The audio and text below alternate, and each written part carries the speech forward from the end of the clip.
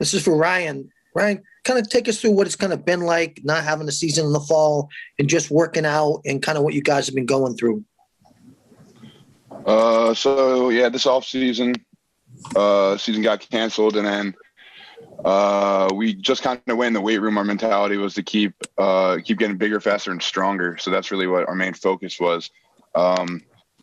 We had to go through some obstacles with the virus, obviously.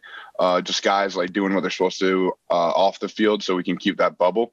And we did a pretty successful job, I would say, up until now. And I think that our team is doing a very good job of just putting in the work each and every day to get out what we're going to do this season. So I'm very excited for it. How much did you miss not playing games last fall? I mean, I know you did it for a good reason, but. Yeah, I mean, you got to miss not playing games, but I look at it as it's a sacrifice. So it's a sacrifice, and it was definitely for the betterment of the team. So, I miss playing, but it's definitely going to help us this season in terms of wins, and I think that's going to be that's a huge factor for us. Thank you.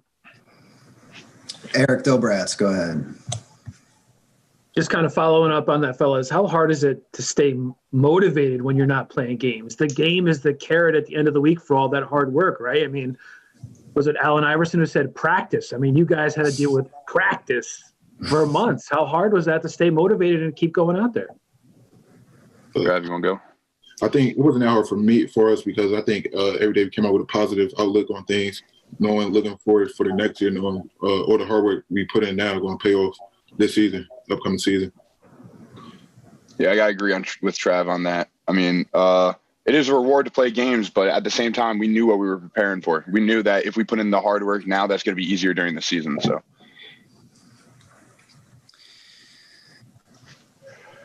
Danny Barletta, go ahead.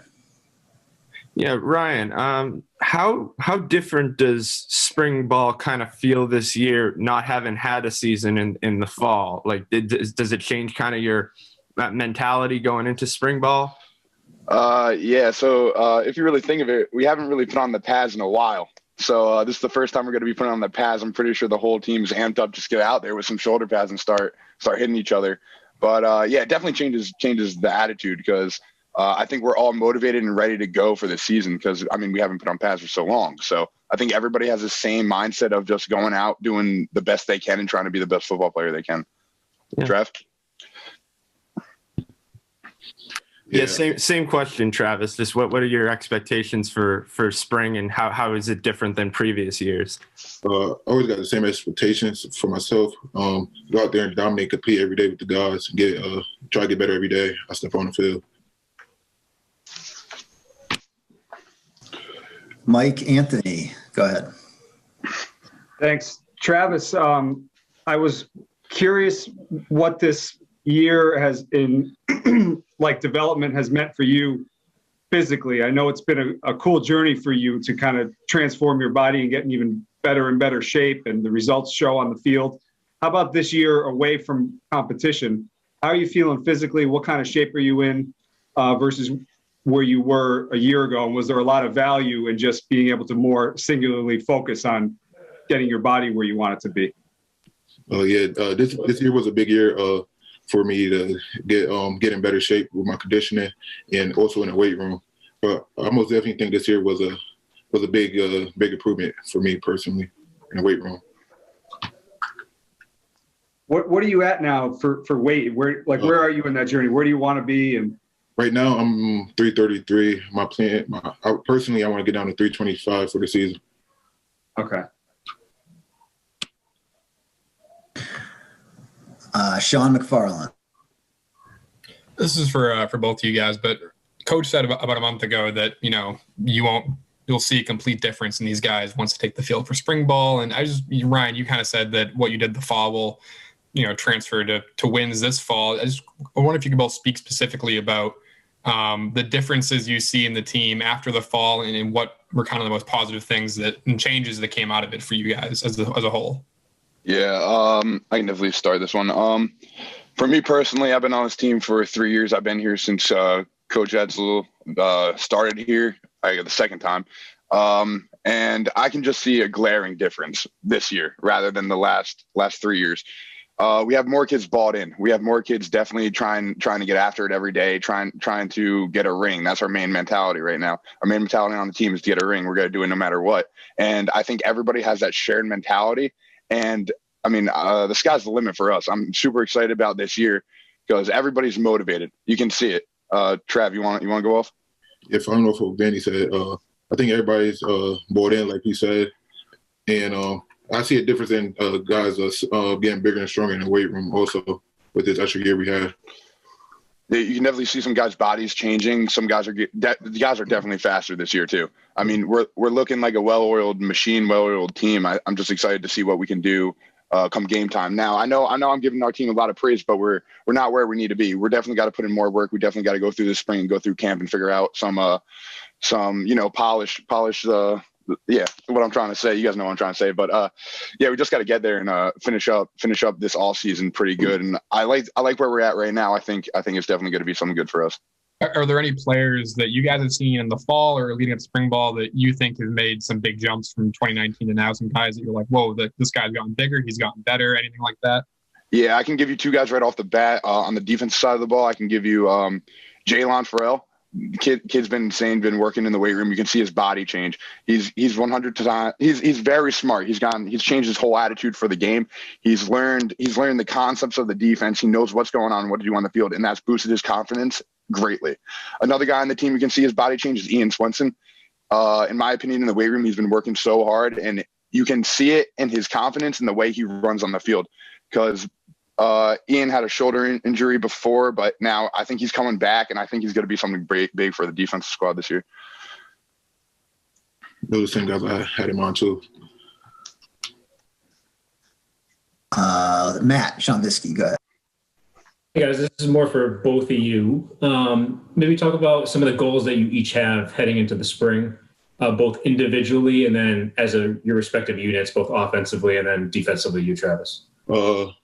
Personally, I want to become a better leader, more vocal, and as a defensive unit, everybody doesn't have the same mentality. We all going to run to the ball and have that juice every time we step on the field. Ryan, how about you? For offense, I've been telling the guys, like I said before, just let's get a ring. Let's have a 1,000-yard rushing season with running backs, and let's just keep pushing everybody to get where we need to be. And personally, I haven't really put much thought into personal goals because really what I'm focused on is a ring. I want to win. I want a bowl ring. Right. You talked a little about buy-in, and I'm hearing it from you. Team's bigger than individual, obviously. Yes. Talk about your role, Travis, your role as well in terms of bringing the rest of the group along. How has that process gone? You talked about the team is fully bought in now. Just talk a little about that in more detail. So like I said before, we had a few ups and downs, some bumps in the road. There's definitely guys who came in who thought they were better than the team, thought they were greater than the team. And Randy, Coach Etzel, and our team, our leadership council, we're definitely trying to do a better job of just getting everybody on the same page and everybody saying that like you're not bigger than the team. You got to put your egos aside and just work every day. And I think we've done a great job of that. You can see guys who thought that they were bigger than the team prior to this than now, and how different they act on the field and how more motivated they are in the weight room and how controlling they are of the leadership council. So I definitely think it's a good thing. I think that guys are definitely bought in more. And I'm excited. Like I've been saying, I know I'm repeating myself, but Trav, if you want to go. You repeat the question again? Yeah, just talk about the group, the entire team being bought into what you guys are trying to do as a team, rather than just having all these individual goals. Rob was talking about some of the goals that he has for the team. Priority over self. Yeah, some goals we have for the team just come out every day and compete and have fun with it and push each other so we get better every day. Thank you. Mike Anthony, go ahead. Travis, what's it been like for you to assume a role of leadership and be part of the leadership council? You come across as a pretty mild-mannered guy, not real outspoken. Has that been a challenge for you? One you've embraced? it's been a challenge for me, but I'm working to get better. I'm really not a vocal person. I'm more lead by example. Yeah, I'm working on it. And Ryan, could I ask you about Travis? Just tell me about working with him for several years, what you've seen in him as a player and a person, and his kind of evolution as a player and teammate. I remember when Trav first took his visit here, we were all at practice, and this big guy just walks on the sideline. Everyone's like, "Who the heck is that guy?" Huge guy. But I mean, Travis has come a long way. You can see it. Off the field, on the field. He's doing well off the field, on the field stuff. He came back one break, and I mean, he was putting up massive numbers in the weight room. And everybody was just like, "Oh, wow." And I mean, today, for example, Trav beat me in 3 sprints, which I'm pretty upset about. But I know he's definitely working. He's definitely the hardest worker we got. And it's actually funny you bring this up because 2 weeks ago, maybe 3 weeks ago, I was talking to Trav and I was like, "Hey, you got to be a more vocal leader. You got to be the leader of the defense this year." And I'm trying to push Trav to get him to that spot. And I think he's really grabbing the bull by the horns and taking it to the next level. How about Ryan, just seeing what he's capable of physically? It's impressive from afar. What's it like seeing what he can do up close? I know he's a guy who opposing coaches look at and say, yes, he's a guy who can wreck what we're trying to do. Yeah. Travis Jones is definitely a game wrecker. You definitely got to scheme against him up front because no matter who the guy is, he'll definitely get a good bull rush and push him back a few yards. So up front, I mean, Travis a big guy. It's hard to stop him. Travis, are you a game wrecker? Yes. Thanks for the elaboration. Thanks, guys. Let's see. And Ryan, a reminder that I don't have a bleep button here, so let's keep. Yes. Sorry about that. F-bomb of the year. It just slipped. Eric Dobrats, go ahead. I was just going to ask you guys about the schedule. I mean, we didn't get a chance to talk to you guys about this year's coming schedule. I mean, and especially you, Travis, when you saw Yale pop out on the schedule, being a guy from New Haven, what was going through your mind? You guys are playing a really competitive, fun schedule. When I seen that Yale schedule, I just know I got to go out there and dominate for the city, for New Haven. Yeah, that's a big. You looking forward to it? Did you go to the Yale Bowl as a kid growing up ever? I've been to two Yale Bowls. Yale versus Harvard, the games. What about you, Ryan? What'd you think of the schedule? I mean, it's a pretty good look. Yeah, definitely a good look. I mean, we definitely got some. I think it's pretty balanced too. We got some nice teams on there. We got some teams we can definitely going to be a challenge, and teams that we can definitely win on. And it doesn't really matter who we line up against because the mentality is we're going to crush everybody on that schedule, no matter what. So. Bob Joyce, go ahead. You're on mute, bud. You're muted. There we go. Sorry, guys. Ryan, you mentioned about 1,000-yard rushers. You want to have 1 or 2. Tell me about Kevin. How's he gotten better, and what's it like going up against him every day, Travis? Let's start with you, Ryan. All right, Kevin's come a long way, I think, this offseason. He struggled a little bit academically, but now he's on the right track, and you can see it in the way he acts. He comes and works every day. Comes, works, gets out. Comes, works, gets out. It's basically just a normal thing for him now, and having the last 2 years just blocking for him, he knows that he can trust our O-line, that we can trust him to make the right decisions out there, and I'm excited to see what he can do this year.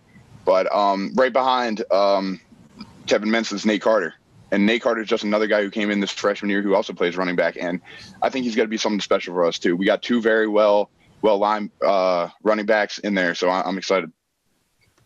Yeah, going against Kev every day is fun. He talks a lot when you're on the field, but but it's good. It's good competition every time I go against him. How much trash talk is there? He can't do a lot against me though. Ryan, what's it like going every day? When you get to it, the ones versus ones. I've heard stories in the past, like from the early 2000s, with guys like the Terry Cawley and Alfred Fincher and those guys. Ryan Krug on the offensive line. When you get to the 1 versus 1s, let's say in a goal line situation, how much trash talk is there, and how much competition is there?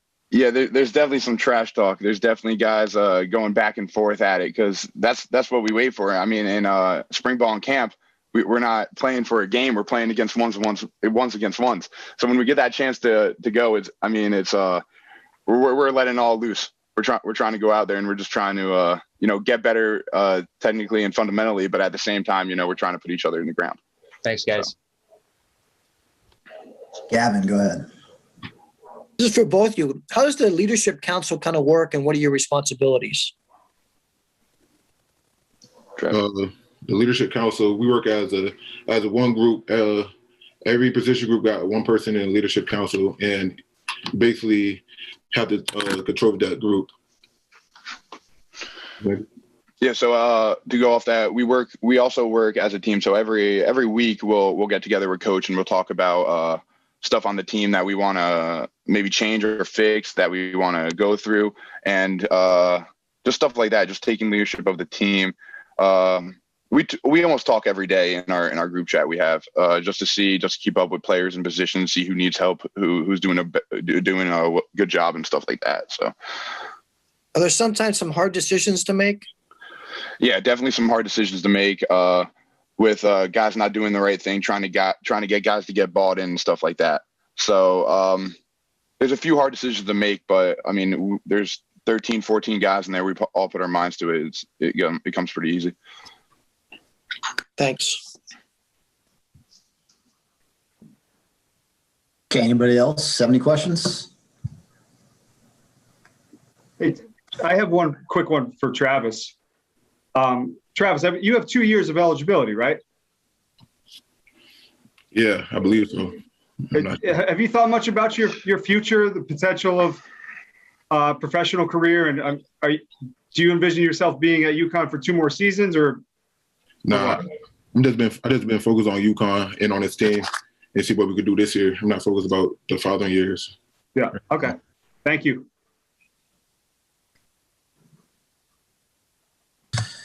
Okay, anybody else have anything before we let Ryan and Trav go? All right, thanks, guys. If that's it, I want to apologize for my language right there. It kind of slipped. I kind of get on a tangent. I start going, and it's hard to stop. That's the only word I can think of right there. I apologize.